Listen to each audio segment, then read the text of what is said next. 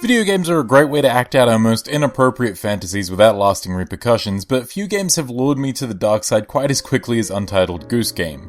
Sure, you can go on countless rampages in Grand Theft Auto or punch reporters in Mass Effect, but Untitled Goose Game is built from the ground up to encourage you to be a jerk, and that makes for a surprisingly enjoyable, if short, gameplay experience. Untitled Goose Game, as the name implies, puts you in control of a goose in a small town, and beyond a to-do list of objectives that'll help you terrorize the locals, that's about all the plot you get. You're a horrible goose, now go mess with people. Admittedly, it's not much of a story, but it turns out that being told to go be a jerk is surprisingly motivational. I will say that I do appreciate the little stories that are unfolding between the townsfolk as your tour of destruction leads you from location to location, and it all culminates in a really entertaining climax which is almost worth the price of admission on its own. But if you're interested in Untitled Goose Game, you really want to know what playing as a goose entails, right? It's pretty simple actually. You can waddle, run, grab stuff with your beak, and honk, and using the tools at your disposal, you're tasked with terrorizing the townsfolk. How you go about spreading your goose-themed terror is rather broad, ranging from scaring people by honking right behind them to stealing their stuff, and controlling the goose is just loose enough to be entertaining and challenging without being super frustrating. The actual challenge of Untitled Goose Game comes in the form of to-do lists that magically appear to you once you enter each new zone. These challenges are honestly pretty varied and require a decent amount of exploration and system manipulation to properly complete them. For instance, one of the early challenges is to make the groundskeeper change his hat, so you need to figure out how to remove his current hat and how to stop him from getting his hat back. Another later challenge tasks you with wearing a ribbon, so you need to work out where the ribbon is and how exactly you can attach it to yourself. You're constantly finding new stuff in these compact levels, and despite their size, they're packed with interesting details and AI systems that you can manipulate. I was constantly finding myself caught off guard by how much you could affect, and how many different elements would interact with each other. To sum up, Untitled Goose Game's mechanical elements as Hitman but with less murder and also you're a bird would be pretty accurate, I think. The world is one big puzzle just waiting to be solved, and honked at.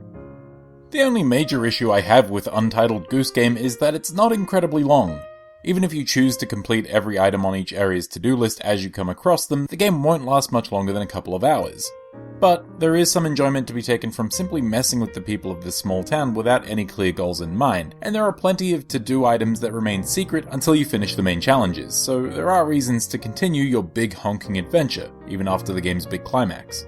Inadvertently clearing one of these secret to-do list items in the early minutes of the game had me scouring the world for less obvious things to do, and having the world open up to you after you complete the story allows for a fantastic level of extra mischief. It's also worth mentioning that this mischief is brought to life with a charmingly simple art style and some truly delightful animation.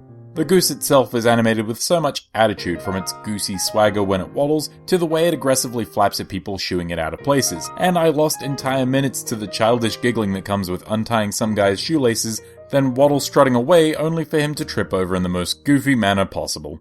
The townfolk's overall animations tickle me in a similar fashion.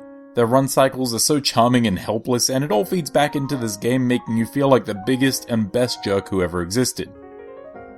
And all of these elements are accompanied by a fantastic dynamic soundtrack that just feeds back into this loop of feeling like the most magnificent jerk of all time. When not much is going on, you're met with the quiet ambience of this little country town, but as soon as folks start coming within view, this piano music just kinda creeps in as well. It's rather offbeat and can become pretty chaotic, but it's just so fun and sneaky sounding that I can't help but love it. Also, the goose's honk is perfect. I don't have words to describe how perfect it is, so I'm just gonna let this play.